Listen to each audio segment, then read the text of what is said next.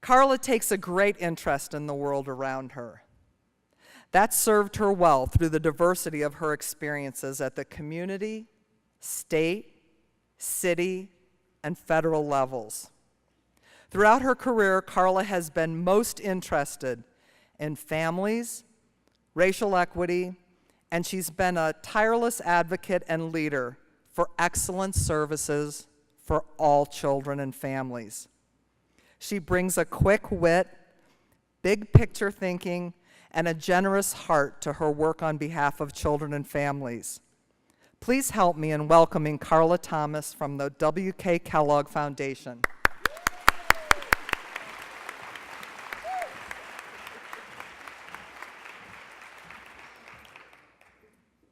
Good afternoon. We're early childhood people. Good afternoon. All right, great, thank you. I'm so pleased to be here with respected colleagues that I've had the privilege of working with over the years and that I carry a great deal of respect. I want to thank my good friend Susan Hibbard for inviting me to be here this week with you, and to also congratulate her on her new job. I think you're going to be fabulous, and you're going to be so helpful to all the children and families that we seek to serve, so congratulations. As Deb mentioned, I first began working with Build many moons ago.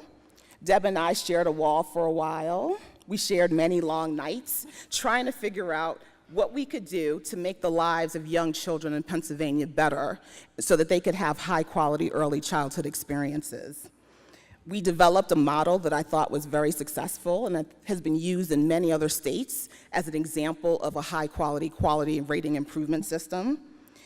And that experience has allowed me to work with some of the best and the brightest, many that I've met through the Build Network, many that I've met through other state systems, but most importantly, it allows me opportunities to come to events like this and share with all of you. I would be remiss if I didn't acknowledge some of my colleagues in the room. So the ACF table here, nice to see you. We have some Pennsylvania folks in the room. Really, you're not that quiet. They're my DC colleagues, and so I'm very happy to be here. I want to acknowledge a few of the Kellogg grantees that are in the room. So Sue Russell with Teach. Where are you, Sue? Woohoo! We have the Build Initiative, of course, the Ounce of Prevention Fund, the National Association for the Education of Young Children, and First School. The QRIS network is an important partner for the Kellogg Foundation. Your commitment to elevating the quality of early childhood education for our nation's littlest learners has been instrumental in the gains that we've seen in the communities nationwide. All of you understand the value and the long-term impact of early childhood education. And thanks to some of your groundbreaking work across the nation, we've seen some new federal investments, like Race to the Top Early Learning Challenge Fund, the Head Start recompetition, even though I know some of you don't like that it's a good thing for kids. We've also seen some great things with the Head Start childcare partnerships. We've seen policymakers who've never been interested in early childhood now stepping up to the table and talking about the importance of early childhood.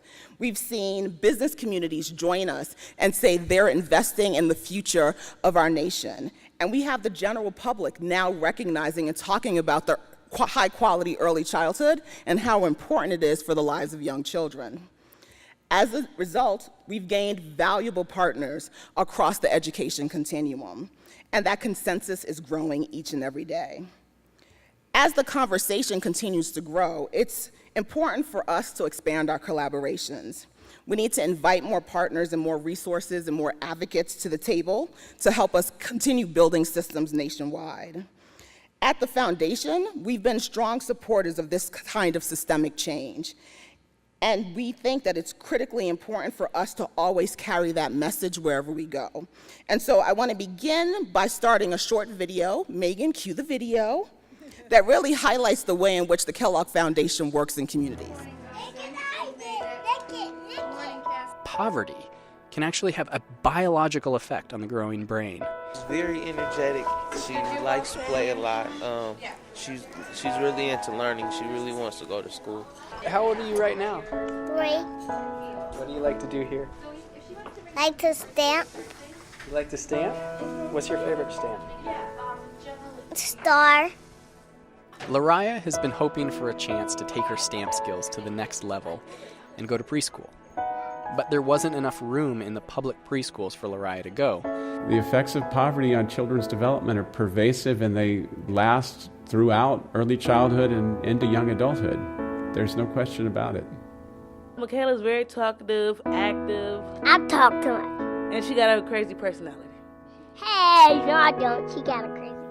Michaela, tell me what you're gonna be when you grow up. A grown-up. I make the trip from Brightmoor to Dearborn because I feel like it's a different kind of place. It's like a home. It's like a second home. You can come and you can talk to friends and you can ask for help. And this school it's better to learn here. I feel like it's worth your attitude, it's worth your grades, it's worth the people you surround yourself by. They take a total of 6 buses each day, all in the hopes of getting a better education than they would have if they had stayed close to home. I almost feel like to fix the problem, you have to address the problem. We can't admit that we have a race problem, so therefore we can't even fix it because we don't acknowledge that it's there. I found out yesterday that I'm going to be in the advanced class. That means I'm going to be in the 4th and 5th grade class. I'm really excited for school right now because at first I kind of wasn't, and then I was. What is in the box? All right, let's look at page. The message is pretty clear now from the science that the only way to dramatically decrease some of these gaps in achievement is to begin providing rich learning experiences much sooner than standard school-age entry for children who live in disadvantaged environments.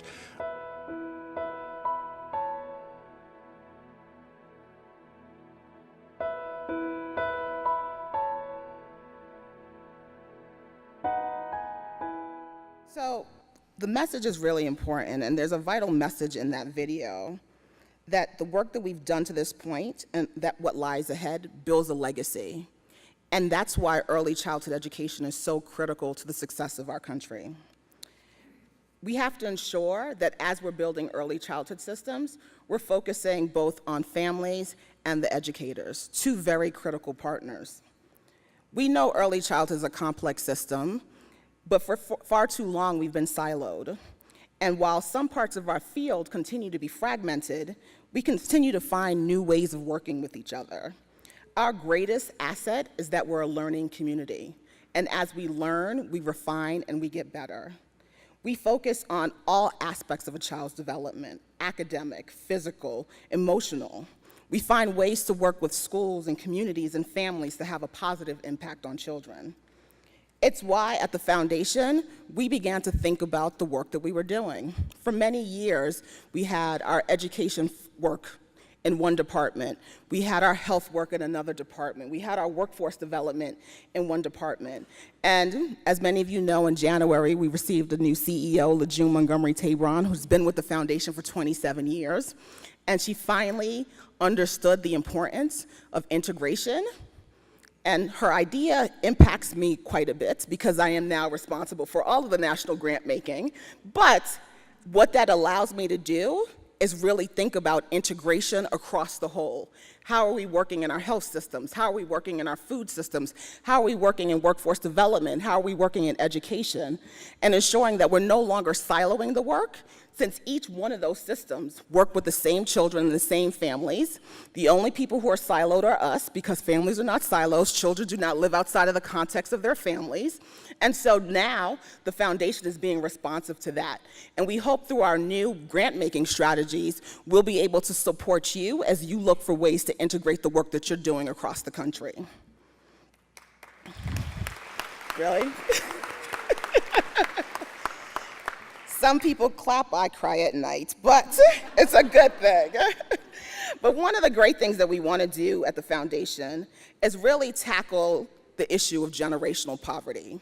We recognize that it's deeply embedded in both racial and income barriers, and for us, it's around how do we change that. So I want to pose a few questions to you. They're very easy. I'm sure by the end of the day we'll be able to answer all of them because I have such great confidence in you. But my first question is, how do we keep the longstanding promise of education for all students? That if we get a good education, the doors of opportunity will always be open to you. How do we ensure that all children, regardless of race, income, zip code, have an equal access to high-quality education?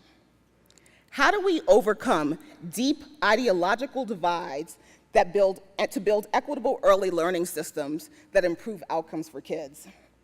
And what's holding us back from bringing diverse voices to the table? How do we break away from the echo chamber that fuels the status quo? And how do we redefine the roles and responsibilities to build child-centered communities? How do we do that together? So, how many people have the answer? Meet with Carla after. No, don't meet with me after. But I think these few days together will allow us to begin exploring what some of those answers will be. It's important for us to understand our individual perspectives and how we harness our collective knowledge. Over the last decade, we've done a great job about identifying gaps in resources and where we lack shared voice. What I'd like us to do in the next decade is really resolve those issues. And so I ask each of you, do you understand what your role is in fulfilling the promise to educate young children? I don't see any head nodding, so let's ask that again. Do you understand your role in fulfilling the promise of education for students? All right. Do you understand how you can work together to impact what you're doing in the field? That didn't sound so confident.